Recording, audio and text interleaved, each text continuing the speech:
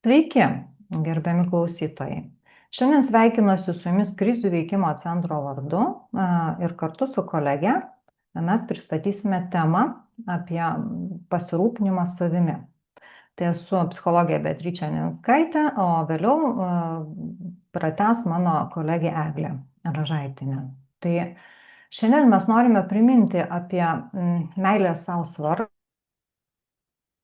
apie pagalbą sau, būtent net apie pagalbą tam artimajam, kuris kovoja su priklausomybė, ne kaip padėti jam kažkaip keistis, o būtent kaip padėti sau pasirūpinti savimi ir gyventi savo gyvenimą. Tai meilė sau yra psichologinės sveikatos pagrindas. Tai nuo meilės sau priklauso sveika savivertė, gebėjimas palaikyti sveikus santykius su kitais, emocinė sveikata, gebėjimas pasirūpinti savo poreikiais. Cituojant Eriką Fromą, tai tik žmogus, kuris gerbia save ir geba rūpintis savimi, gali nuoširdžiai mylėti kitus. Ir tai reiškia, kad nuoširdžiai mylėdamas kitus, tu turi galimybę kurti sveiką santykį su kitais. Sveikame santykyje su kitu suaugusiu žmogumi, tai pasirūpinimas vienas kito poreikis yra abipusis dalykas. Ir tokiame santykyje yra vietos ir suprasti savo poreikius, įsivardinti pirmiausia savo pačiam ir gebėti apie juos pasakyti kitam. Gebėti pasakyti apie savo lūkesčius, ko aš tikiuosi iš kito, ko aš noriu, kad jis man suteiktų. Bet ir būti pasiruošus priimti kito ne, nes jis gali negalėti dabar, negalėti kažko apskritai ir tada galima tartis, kaip tame būti. Taip pat ir pačiam gebėti rinktis, kada brėžti tas ribas, kada sakyti ne, kada sakyti taip. Tai visa tai yra apie lygiavertiškumą ir apie sveiką buvimą santykyje su kitu suaugusiu žmogumi. Šitoje paskaitoje mes kalbame apie santykius tik su suaugusiais ir tarp suaugusių. Mes neliečiame to vaikų priklausomybės aspekto, nes tai būtų jau tokia atskira tema ir atsakomybės ten šiek tiek kitaip pasiskirščiusios. O dabar pereinant prie to, kas yra vis dėlto santykis nesveikas arba santykis su priklausomu asmeniu, kodėl jis yra nesveikas. Todėl visų pirma, kad priklausomybė tai yra sunki liga. Ir ta liga, jinai paliečia visą šeimos sistemą, visus, kurie gyvena šalia, kurie yra artimi su tuo žmogumi. Priklausomo žmogaus poreikiai užima vis daugiau erdvės tokiame santykėje, o kitų žmonių poreikiai atsiranda kažkur paribiuose, tai yra ribos išsitrina, pasimeta ir tampa svarbus tik vienas žmogus. Nors dažnai yra tai neigiama. Taip sakant, prisimenant tą dramblio kambaryje analogiją, tai dramblys yra kambaryje, jisai užima visą erdvę, bet kažkaip kiti bando tai neigti ir vaikščioti tam pasieniais kažkaip. Tai toks santykis, kai gyvenama dėl kito žmogaus iš esmės, dėl to, kad jis yra priklausomybėje ir tai sukelia daug sunkumų, yra vadinamas kopriklausomybė. Tai yra psichologinis reiškinys, kai žmogus savo tapatybę ir vertę grindžia kito žmogaus poreikiais ir emocijomis. Tai santykis su nuo bet ko priklausomų žmogų, nuo alkoholio, narkotikų, lošimų ar kitų dalykų. Tame santykėje būdingas savęs aukojimas nuolatinis, kontrolės siekis ir aišku visa tai veda į emocinį išsekimą. Ir tokia elgsena, jinai nepadeda meilę puoselėti, nepadeda mylėti kitą ir save, o tik tą meilę kažkaip žlugdo. Pasižiūrėjus vis dėlto kokia dalis iš tų, kurie turi santykių patirties su priklausomais asmenimis, ar visi ten ir tampa tokiais kopriklausomais. Tai tikrai ne visi, bet didesnė dalis vis dėlto pagal įvairius klausimynus turi tų stipriai išreikštų kopriklausomybės požymių, nes tai beveik visada įtraukia labai stipriai žmogų. Ir tik tie, kurie kažkaip laiku pastebi, kad jų poreikiai nukenčia tokiam santykiui, geba atsitraukti, bet ne visada yra tokia galimybė. Tai nuo ko priklauso rizika tapti kopriklausomu žmogumi? Tai aišku, nuo to artumo gyvenimo kartu su priklausomu asmeniu būtent lygio. Tai kartais tiesiog žmonės pradėję gyventi kartu, susituokę, po kurio laiko išryškėja, kad tas žmogus jis turi sunkumų. Jis, pavyzdžiui, turėjo vartojimo intensyvų laikotarpį, o susipažinimo metu buvo abstinencijoje ir tikrai bandė keistis, bet ir vėl pradėjo, ar ne, ir jie jau yra susituokę ir gyvena kartu, turi bendrą buitį. Ir kartais tiesiog sunku rasti galimybę atsitraukti, ištinka šokas ir jeigu lieki, tai vis labiau lieki tame rate. Mano supratimu, labiausiai toks rimčiausias veiksnys vis dėlto yra žmogaus priešistorija ir jo ankstyvoji vaikystės patirtis. Jeigu žmogus yra užaugęs šeimoje, kurioje buvo priklausomų asmenų, jo tėvai, abu ar vienas iš tėvų, kiti artimieji, tai tas vaikas, jis tiesiog jau įgijęs tą vadinamą mechanizmą prisitaikymo. Ir tas mechanizmas labai stipriai aktyvuojasi vėl sukūrus santykį, kažkodėl vėl pasirinkus tokį žmogų. Tai va būtent ta ankstyvoji patirtis dažnai ir trauminė, nes dažnai ir patiriamas ir smurtas, apleistumas ir vystosi nerimastingas prisirišimo tipas. Tai tokie asmenybės bruožai, kai labai žema savivertė, yra turbūt pagrindiniai veiksniai, kurie užlaiko žmogų toje kopriklausomybėje. Tai partnerio priklausomybės sunkumas, kuris susijęs su ir smurtu, ir melu, ir tokio socialumo, kriziniais visokiais epizodais įtraukia labai stipriai, nes atsiranda tokių nesaugumo daug, baimės ir tas ratas vis kartojasi. Ir žinoma, socialinio palaikymo stoka, ekonominiai veiksniai, kai nėra kažkokio socialinio rato, tarkim, kartais užsienyje atsidūrus ir visai nieko ten nepažįstant, ekonominiai tai veiksniai, kai žmogus nežino, kaip jis gyvens išėjęs iš tų namų, irgi yra rizikos veiksnys. Tai šitie veiksniai jie stiprina priklausomybės vystymasi. Tai kopriklausomas žmogus jį galim pavadinti negebančiu pasirūpinti savo poreikiais, todėl kad jis orientuotas į kito žmogaus poreikius ir jo problemas. Ir jo pačio tai ne vien tik lieka antrame plane, dažnai lieka nesuvokti tie poreikiai, užmiršti, nustumti, nes tai buvo gyvenama ilgą laiką ir tiesiog kartais žmonės sako, tai o galima iš tikrųjų, ar tikrai čia taip žmonės gyvena, kad jie pirmiausia galvoja apie tai, kaip aš jaučiuosi, o ne kaip kitas. Tai šitas išmoktas prisitaikymo mechanizmas, kuris nuo vaikystės yra užaugęs ir susiformavęs, jis veikia vis dėlto labai stipriai, jį keisti sunku, bet įmanoma. Dabar, kad būtų aiškiau,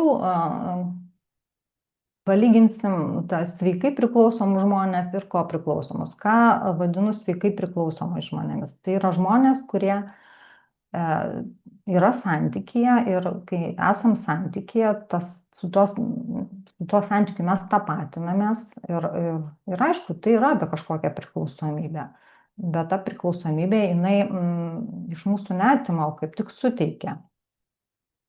Tai sveikai priklausomas žmogus žino savo vertybės ir ribas, o santykiai papildo jo tapatumą. O kopriklausomas žmogus, jo tapatumas remiasi gelbėtojo ir rūpintojo vaidmeniu. Sveikai priklausomas gerbia savo ir kitų ribas, gali užjausti, bet neprisima atsakomybės už kito jausmus. Tuo tarpu kopriklausomas, jisai automatiškai perima kito emocijas ir problemas, savo užmirždamas. Ir tiesiog jis labai stengiasi prisitaikyti prie to, kaip jaučiasi kitas. Jam tai yra labai svarbu.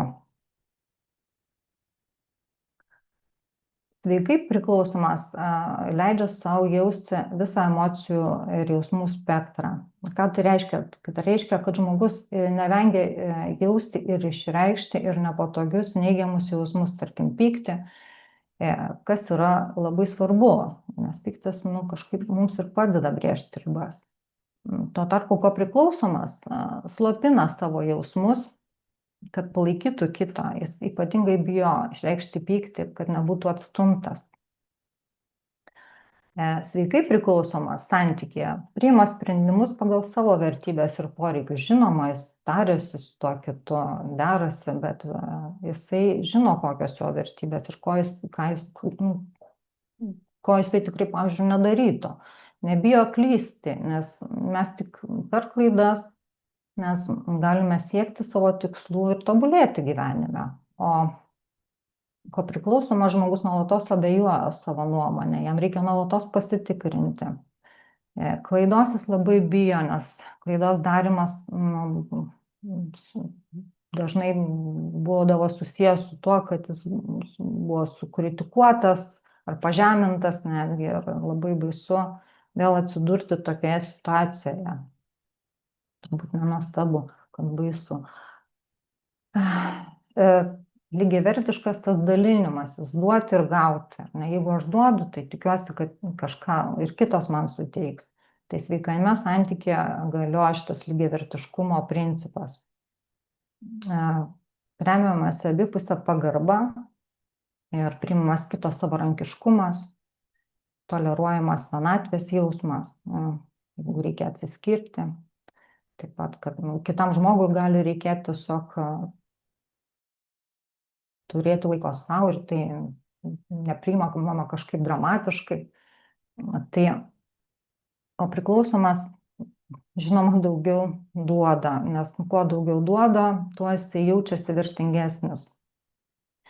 Negali ištoleruoti vienatvės nerimo, negali išbūti vienas. Tai todėl būtinai reikia įrodinėti, kad jis reikalingas ir kad be jo neišsiverstas kitas.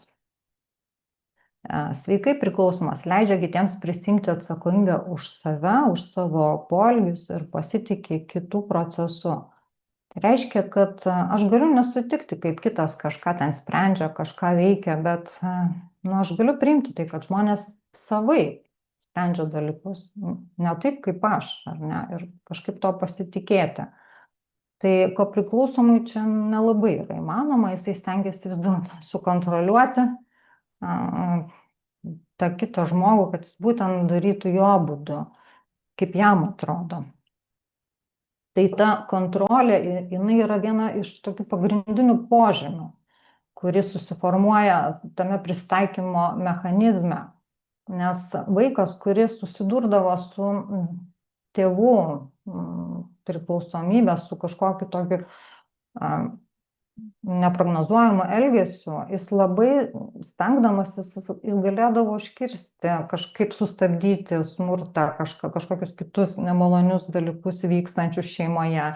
Ir taip pamažu užauga tas toks klaidingas jausmas, kad aš iš tikrųjų galiu priversti kitus elgtis taip, kaip aš noriu. Galiu priversti kitus elgtis taip, kaip man reikia. Tai yra tokia iliuzija, bet ją kažkaip labai tikima.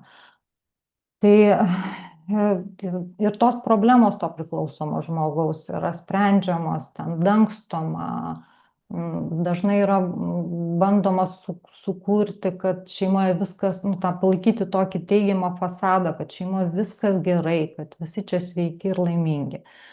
Nors visiems aplinkui aišku, kad ten tikrai ne viskas gerai. Ir bandoma kažkaip ir manipuliuoti, ir kaltinti, ir guosti, ir kažkaip vis tiek priversti, kad tas ten žmogus kažkaip ten pasielgtų. Nu, jis galbūt ten negirs ten, tarkim, vieną dieną, bet nu, kitą dieną vis tiek jisai užgirs, nes jis yra priklausomas.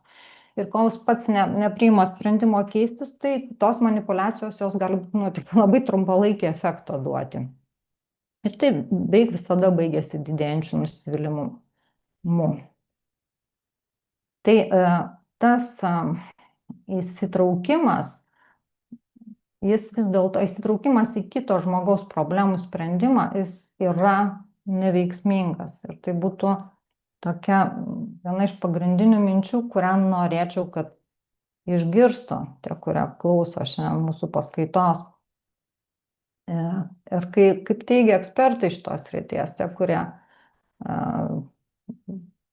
dirba su šitomis šeimomis, kur rašomos knygos ir tyrimai atliekami, tai nu, nuomonės pakankamai vieningos ir jos nekintančios, kad įsitraukimas nesprendžia priklausomybės problemos santykėje arba šeimoje. Ir artimieji negali priversti sergančio pasikeisti, kol jis pats nenusprendžia. Atsitraukimas nuo to žmogaus problemų sprendimo ir jam palikimas teisės spręsti pačiam keistis ar ne, gali būti sveikimo pradžia. Gali būti, bet nebūtinai bus. Ir vėlgi tai priklauso tik nuo to priklausomo žmogaus, ar jis eis pagalbos ar ne. Ir tai gali taip pat tapti sveikimo pradžia visai šeimai, kuri yra nualinta nuo šitų visų dalykų. Tai pokytis įvyksta tik tada, kai atsiranda vidinė motyvacija, kuri kyla iš pačio asmens, o ne išorinio spaudimo. Ir dar čia noriu priminti tos gajausius mitus apie tai, kad nu, dar pasistengim, dar padarykim kažką, ne viską dar padarėm. Beje, įdomus dalykas, kad dažnai kalbama būtent ne aš, o mes. Ne? Mes su tuo priklausomuoju. Tai mes va kartu ėjom, mums nepasisekė, mes dar bandysim. Yra toks kažkoks susiliejimas tų ribų, dažnai skambantis. Ir va, kaip žmogus to gyvena tame susilieime, tai ir sukasi tas ratas toliau. Tai neveikia tas mes ir tos didelės pastangos. Ir, o jeigu paliksiu, jeigu atsitrauksiu, tai tas žmogus pražus. Tai greičiau pražūsite visi, jeigu neatsitrauksite. Nors čia tokia būtų ironiškas pastebėjimas. Tai jeigu atsitrauksiu, tai tas žmogus galbūt turės galimybę kažkaip pradėti savo sveikimo kelią. O pagalbos kelias pačiam tam, ko priklausomam, kuris nori išeiti iš šito rato, kuris nori pradėti gyventi savo gyvenimą, yra susijęs visada su dideliu nerimu. Jeigu aš priimu sprendimą dėl to atsitraukti, man bus tikrai labai baisu, tikrai labai neramu, nes tai bus labai neįprasta. Tai svarbu tame nelikti vienam ir ieškoti, kreiptis pagalbos. Kviečiu kreiptis pagalbos individualios konsultacijos į krizių veikimo centrą, kur vilniečiai gali atvykti gyvai, be užrašymo, be registracijos ir aptarti su specialistu savo pagalbos planą. Taip pat ir nuotolinės konsultacijos yra įmanomos. Geras būdas yra ieškoti grupės, terapinės, psichologinės ir pagalbos rato. Emocinės paramos linijos gali padėti taip pat kažkaip save padrąsinti, kalbantis su savanoriu apie savo sunkumus. Na ir būdai padedantys šiaip ugdyti psichologinį atsparumą. Tai šioje vietoje aš sustoju ir perduodu žodį savo kolegijai Egliai.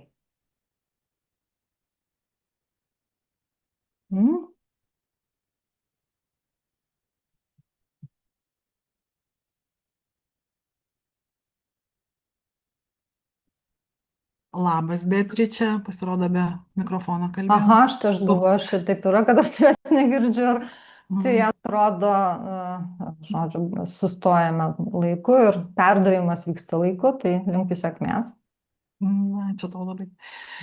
Tai aš esu Eglė Ražaitienė, esu psichologė, psichoterapeutė, krizių veikimo centro savanorė. Šiuo metu aktyviai nesavanoriauju, labiau supervizuoju. Krizių veikimo centre su Beatričė vedam paramos grupę priklausomybių lygomis sergančių artimųjų. Irgi vienas iš pagalbos būdų. Na, o mano dalis yra apie psichologinį atsparumą. Tai kaip išlikti stipriems, kai mylime žmogų kovojantį su priklausomybė. Kas iš jūsų bent kartą gyvenime jautėsi taip, tarsi viskas griūtų iš karto? Darbas, santykiai, sveikata, artimųjų problemos, viskas užgriūna vienu metu. Atrodo, jėgų nebeliko. Bet kažkaip vis tiek atsistojam. Kažkas mumise vis dar laiko. O vat apie tą kažką šiandien ir pakalbėsime. Kodėl šita tema aktuali? Nes gyvenam greitam, intensyviam pasaulyje, mums labai dažnai tenka susidurti su visokiom krizėm, netektim, o kai šalia yra žmogus kovojantis su priklausomybė, gyvenimas tampa ypač nestabilus ir sudėtingas. Dažnai norim padėti, vat ką kalbėjo Beatričė, bet patys išsenkam. Mūsų meilė tampa skausminga, ribos išsitrina, o pagalba nebeveiksminga. Ir būtent čia atsiranda klausimas, kaip išlikti stipriems, mylint, bet nenuskęstant kartu ir išlaikant širdies šiltumą. Bet tai yra psichologinio atsparumo menas. Apie jį ir šiandien pamėginsim kalbėti. Kas tas yra psichologinis atsparumas?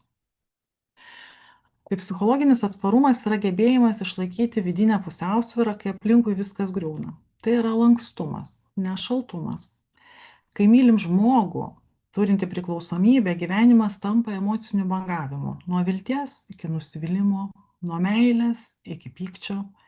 Tai atsparumas yra gebėjimas išlikti savimi, net kai kito elgesys kelia chaosą. Kai grįžtat namo ir ten randat ne tai, ko tikėjotės, kai kažką susitarėt ir pasirodo, kad neįmanoma tų susitarimų laikytis, kai jums buvo kažkas žadėta, ir dėl kažkokių tai priežasčių tie pažadai nebegali būti gyvendinti. Ir psichologinis atsparumas yra kaip raumuo. Salėje sporto treniruojam kūną, o gyvenime vidinę stiprybę. Kai pučia stiprus vėjas, medis, kuris nelinksta, lūžta. Bet medis, kuris linksta, išsilaiko. Tai atsparumas yra gebėjimas linkti, bet nesulūžti. Atsparūs žmonės nėra tie, kuriems yra lengva. Tai yra tie, kurie mokosi iš skausmo, prisitaiko prie pokyčių ir tęsia kelią toliau, kartais net per ašaras. Turiu omeny savo kelią, ne kelią už artimuosius gyvenant jų gyvenimą, bet savo kelią. Tai kalbant apie psichologinio atsparumo pagrindus, išskirčiau tokius 4 punktus. Apie kiekvieną iš jų pabandysiu trupučiuką daugiau pasakyti. Tai kas yra tas lankstumas? Lankstumas tai yra gebėjimas prisitaikyti prie pokyčių. Kai neveikia planas A, sukuriam planą B. O jeigu reikia, ir planas Z. Lankstumas nereiškia silpnumo. Tai yra gebėjimas pamatyti galimybės netgi tada, kai viskas griūna. Kai gyvenimas uždaro duris, galbūt jis atidarė langą, tik mes dar to nepastebėjom. Kalbant apie vidinę motyvaciją ar prasmę, ar ne, kai žinom, kodėl gyvenam, lengviau yra ištverti bet kokį kaip. Tas prasmės jausmas dėl vaikų, dėl savęs, dėl gyvenimo vertės, dėl, nežinau, profesinių pasiekimų, saviraiškos, tarnystės galbūt. Tai, kas kiekvienam atrodo prasminga ir dėl ko verta gyventi. Viena moteris, kurią sūnus įtraukė į kovą su priklausomybė, mums sakė, kad išmokau padėti ne iš baimės, o iš tikėjimo, kad jis gali pasveikti. Bet pirmiausia, turėjau pati sustiprėti. Tai yra atsparumo esmė. Kalbant apie socialinę paramą, tai stipriausi žmonės turi komandą. Vienas žmogus, vienas yra kaip šakelė. Bet ryšiai tai yra visas medis. artimi žmonės, pagalbos grupės, paramos grupės, bendruomenė, kolegos, draugai, terapeutai, jeigu reikia, visi jie tampa emociniu tinklu padedančiu atsitiesti. E, Pagalvokit, ar yra jūsų gyvenime žmogus, pas kurį galėtumėt nueiti bet kada, bet koks, be kaukių ir jaustis saugiu, nevertinamu, priimtu, pasitiktu, reikalingu, brangiu. Jeigu turit tokį žmogų, tai yra jūsų atsparumo šaknis. Jeigu turit daugiau tokių žmonių, tai atrodo, kad ten visai gali būti neblogų resursų. Kalbant apie pozityvų mąstymą, tai optimizmas nereiškia neigimo, kad nėra problemų kažkokių tai. Ne, aš nekalbu apie rožinius sakinius, kai mes apsimetam, kad nėra, viskas gerai, aš nesergu, jis neserga ar ten dar kažkaip, ar ne, bet tai yra gebėjimas matyti sprendimus, o ne tik problemas. Problemas mes gabus matyti visi, ar ne? Politika, kultūra, medicinos, pedagoginės, švietimo problemos sistemose.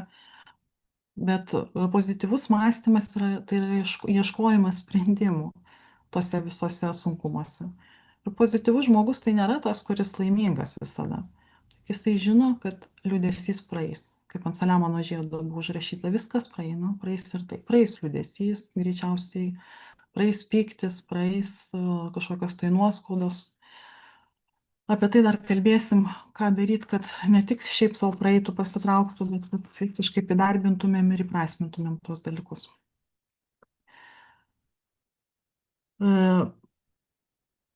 Tai kaip tas atsparumas psichologinis dera su mūsų tema? Tai jau Beatričė kalbėjo ir apie meilę, ir apie ribas, ir apie priklausomybę, tai aš taip labai trumpai, paantrindama jai, gal išryškindama, užfiksuodama kažkokius tai momentus.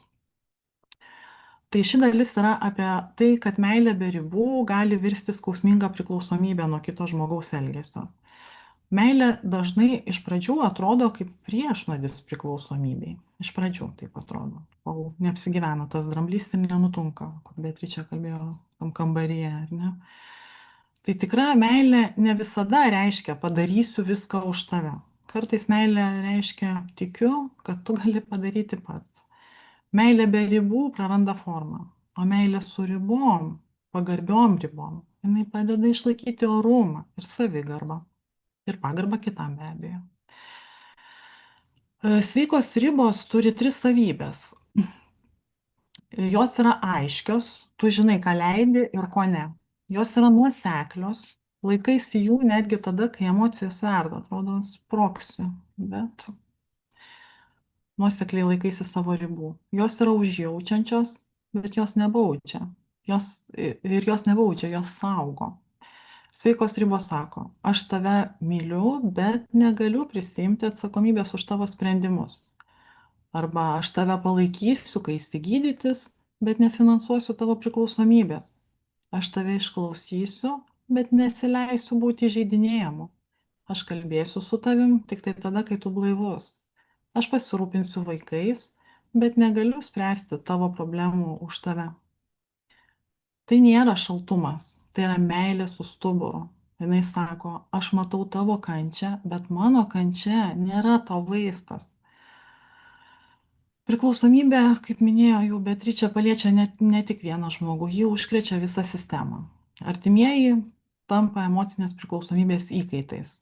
Mes rūpinamės to priklausomu žmogum, jaučiam kaltę, kad nepavyko, bandom kontroliuoti, statyti ultimatumus, nusiviliam ir vėl rūpinamės, truputėlį padarę pauzę, ne, ir tas ratas sukasi. Tai psichologinis atsparumas leidžia iš šito rato išeiti. Jis leidžia mylėti iš stiprybės, o ne iš baimės. Tai kokie tie būtų praktiniai būdai stiprinti atsparumą? Pirmas yra savistaba ir savireguliacija. Gal jums labiau priimtina streso valdymas, gal toks labiau pažįstamas terminas, tai ir jį įrašiau. Tai tikriausiai esat skaitę, girdėję, tikrai labai čia populiaru, ar ne, visokie metodai, kaip tą stresą valdyti ir save stebėti ir reguliuoti, ar ne, tai ir kvėpavimas, ir judėjimas, ir trumpas sustojimas. Ir tikrai galit rasti visokių būdų, kaip kažką paspalvinti, parašyti laišką, sukarpyti, sudeginti, eiti medį, apkabinti, užsimti visokiam veiklom sportiniam ar ten maloniom.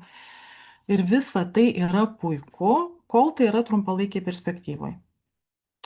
Todėl, kad ilgalaikiai perspektyvoj tai nesprendžia problemos. Tai leidžia kažkiek atsitraukti, bet tai niekaip nepatenkina jūsų poreikių, tai niekaip nesprendžia to, kame esat ir jūsų gyvenimo kokybės kažkaip iš esmės pakeisti negali, jeigu tai yra tik apie atsitraukimą nuolatinį. Kaip mes esam girdėję, kad atrado žmogus būdą, kai partnerė geria, tai tada puiku, bet kiek laiko tas vyks, kiek laiko bus bėgama nuo to, ne, kažkaip sprendimo tarsi ir nėra. Bet pradžiai, kad tas emocijas valdyti, ne, jas yra visai svarbu leisti savo atpažinti, kažkaip įsivardinti, nes labai dažnai mes girdim, kad nepykstu, neliūdžiu, ne, aš nepavydžiu, nesu nusivylęs, ar ne. Bet kai įvardijam pradžiai emociją, ne, atpažįstam, įvardijam, jinai praranda tokį galios dalį. Jeigu sakom, jaučiu nerimą, tokia paprasta frazė, bet jinai aktyvina smegenų pusiausvyrą. Antras būdas yra labiau apie kūną, ne, dabar kalbėjome apie jausmų, apie emocinę dalį, o sveiki įpročiai labiau apie kūną yra. Ir tai rūpinimasis savimi nėra prabanga, tai yra būtinybė, tai yra išgyvenimo strategija. Gera mityba, miegas, fizinis aktyvumas stiprina psichinę ištvermę. Kūnas ir psichika yra neatskiriami, neįmanoma to atidalinti. Jeigu miegam 4 valandas, tai esam kaip telefonas su 5% pakrauta baterija. Ar keliautumėt su tokiu, ar leistumėtės į žygį su tokiu telefonu? Greičiausiai ne. Tai labai svarbu ir rūpintis ir kūnu, ir leisti savo jausti tai, kas jaučiasi. Trečias tai yra mąstymo keitimas. Tai čia yra apie tai, kad galim nesėkmes matyti kaip pamokas. Ir tai irgi nėra apie neigimą, kad nebuvo, man pasisekė. Bet toks, kaip Edisonas sakė, aš nesuklydau, aš atradau 1000 būdų, kurie neveikia. Kitas būdas yra dėkingumo praktikavimas.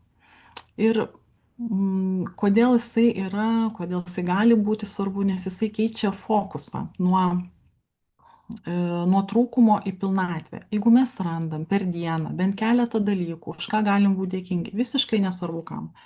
Vaikam, tėvam, draugam, kolegom, Dievui, visatai, kam norit, ar ne, bet randam dalykų, kurie buvo gal smagūs, gal malonūs, gal jeigu labai sunkus yra etapas, periodas, galėjo kažkaip tai sulaukti pagalbos, paramos, supratimo. Ir tuos dalykus galint įsivardinti, ir galit vakare tą daryti, galit ryte dieną vakare, ar ne, bet jeigu galit kažkaip tai savo įsivardinti, už ką tu esi dėkingas, fokusas keičiasi nuo stokos į gausą. Kai ne tik tai vardinam, ko mums trūksta, arba tas problemas vardinam, bet ir pastebim tos dalykus, kurie visai žavus, nes jų įvyksta per mūsų dieną tikrai. Ketvirtas būdas stiprinti atsparumą tai yra ryšiai ir pagalba. Atsparumas auga bendruomenėje. Vienas iš didžiausių atsparumo priešų yra vienatvė. Ieškokim ryšio, kalbėkim, kreipkimės pagalbos. Tyrimai rodo, kad pokalbis su draugu sumažina streso hormono kortizolio lygį. Žodžiai gydo, buvimas šalia dar labiau. Kartais, žinot, skambutis draugui ir kvėpuot pasidaro lengviau. Kartais net žodžių nereikia. Pabūni apkabintas arba kažkas pasėdi šalia, ranką paėmęs, pabūna su tavim tavo jausme ir darosi šiek tiek lengviau. Kalbėjimas su tavim, su kitais, nesvarbu, kas tai būtų, psichologas, paramos grupė, leidžia atgauti perspektyvą. Kai grupėse, pavyzdžiui, kur mes vedam su Beatriče, ne tikrai, nu, kai išgirsta vieni kitus žmonės, ar ne, ir išgirsta, kad kažkas tai tą patį išgyveno, ar ne, kažkaip, nu, tas normalizuoja, tas legalizuoja, jautiesi vėl kažkaip visai normalus visuomenės narys, o ne kad kažkaip tai išgyveni kažkokią tai, nežinau, kažkokią tai tokią patirtį, už kurią esi pats atsakingas, gėdinga ir ten kažkaip tai norisi slėpti, bėgti ir toks tikrai tas leidžia kažkaip tiesti stuburų ir suvokti, kad nu, tai yra tik patirtis, tai nieko daugiau. Na ir penktasis būdas tai yra tikslai. Aiškus tikslai suteikia kryptį. Norint nubėgti maratoną, pradedam nuo 1 kilometro. Maži žingsneliai dideliem pokyčiam. Žinot puikiai, kad negali nueiti į salę 8 valandas pasitreniruoti ir išeiti su ištvermingu, raumeningu kūnu. Išsekt gali, pervargt gali, motivaciją prarasti gali, o vat, kažkaip tai pasiekti tokį tikslą greičiausiai ne. Bet jeigu palaipsniui, tai kaip ir raumenis ar ne, treniruotė po treniruotės, psichologinis atsparumas auga. Nu, taip dabar po trupučiuką judant link pabaigos, dar ne pabaiga, bet tik po trupučiuką judant link pabaigos, noriu pasiūlyti nedidelį praktinį pratimą. Nežinau, kaip jį pavyks padaryti, kai nematau jūsų, bet gal pavyks. Tai noriu pakviesti jūs į nedidelę vidinę kelionę, kelių minučių. Užsimerkit. Jeigu vaikštot, jeigu darot taip kaip aš, kad vaikščiodami kartais klausot kažkokių paskaitų, tai galbūt galit sufokusuoti žvilgsnį į kažką tai žalią ar į rudenėjančius medžius, krentančius lapus. Užsimerkit ir prisiminkit žmogų, dėl kurio dažnai nerimaujat arba jaučiat kaltę. Gal ir gėdą.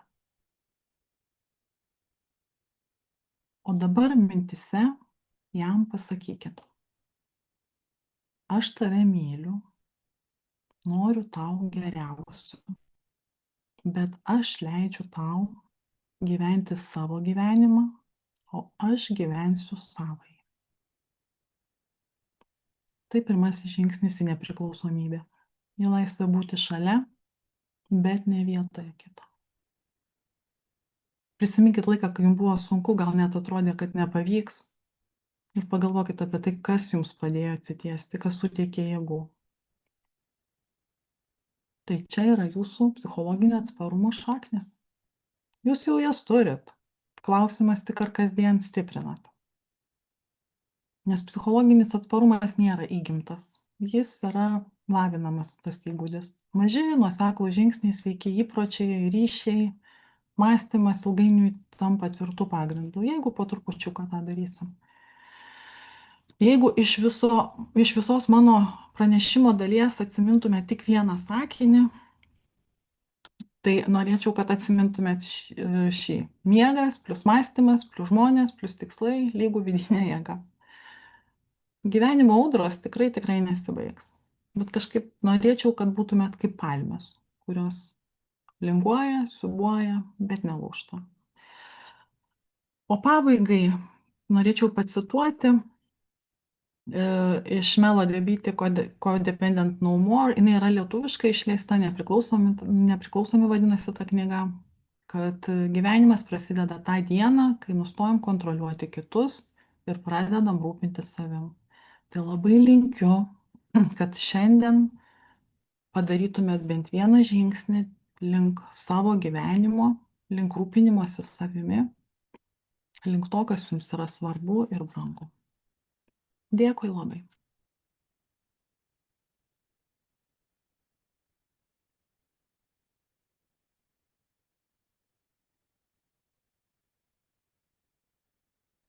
Ar mes turim klausimą? Žinau, kad mes turėjom kažkaip tai. Matau, kad klausimų nėra. Tai turbūt labai aiškiai viską kalbėjom, kad žmonėms klausimų neliko. Tai, nu, galim tik palinkėti dar kažko visiems klausytojams ir tai gal kurie vėliau šiek tiek pažiūrės tą mūsų paskaitą. Tai aš nuo savęs noriu pasakyti, kad tikrai mūsų tikslas buvo išgirsti tą mintį, kad būtent atsitraukti yra geriau negu laikytis įsikibus kažkokių dalykų ilgą laiką. Jeigu tu matai, kad neveikia, tai turbūt labai svarbu yra pagalvoti apie pokytį, apie tai, ką tu gali padaryti kitaip. Ir kartais nieko nedarimas yra geriau negu kad darimas labai daug. Arba darimas mažais žingsniukais, ar ne? Taip.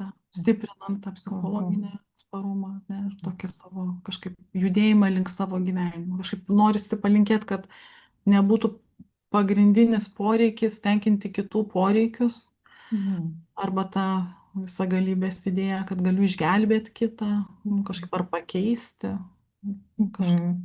Toks vienintelis žmogus, kurį mes galim keisti, tai esam patys. Patys, bet turim tada išmokti save pažinti geriau, ar ne? Tai, vat, kadangi vis dėlto tie visagaliai, kaip sakai, visagaliai tampa tie vaikai, kurie yra pamiršti visų ir kurie išsukdo tą visagalybės mechanizmą. Tai labai svarbu leisti savo suprasti, kad gali būti kitas mechanizmas, kad tikrai jis yra pasiekiamas, bet link jo būtent judėti nuosekliais mažyčiais žingsniais. Bet reikia pradėti. Reikia pradėti tą kelionę. Užuot sukusis tame kažkokią gelbėjimo rate. Aš tai kažkaip tai pagalvojau, nu, vat, ir ką mudvi abi girdim apie tai, kad, nu, kartais tam kliūtim tampa tai, kad sako žmonės, o kas aš esu daugiau, jeigu nesu gelbėtojas, kad, nu, kartais daug metų gelbėjant savo, nežinau, priklausomą tėtį, paskui priklausomą vyrą, tada priklausomą, ten, nežinau, priklausomus vaikus, ne, nenoriu čia kažkaip lytimi išskirstyti, nes tikrai labai įvairiai būna, ne, bet kad žmogus nebesupranta, kad jisai gali kažkuo kitu būti dar be gelbėtojo, tai kažkaip, kad gal visai įmanoma tą perspektyvą keisti, ne? Ja. Keisti, suvokiant, kad jinai gali būti, nes jeigu jos nėra, tai nebuvo vietos jai susiformuoti, nebuvo vietos save pažinti, nebuvo tam erdvės, būtina ją kažkaip pasiimti, rasti. Prisiminti teisę, kad aš galiu būti savimi, kad aš esu žmogus ir esu svarbus. Toks, koks esu. Tai turbūt mes galim jau ir palinkėdami gražaus savaitgalio atsisveikinti. Tikrai taip. Ir rūpinkitės savimi. Sudie. Sudie.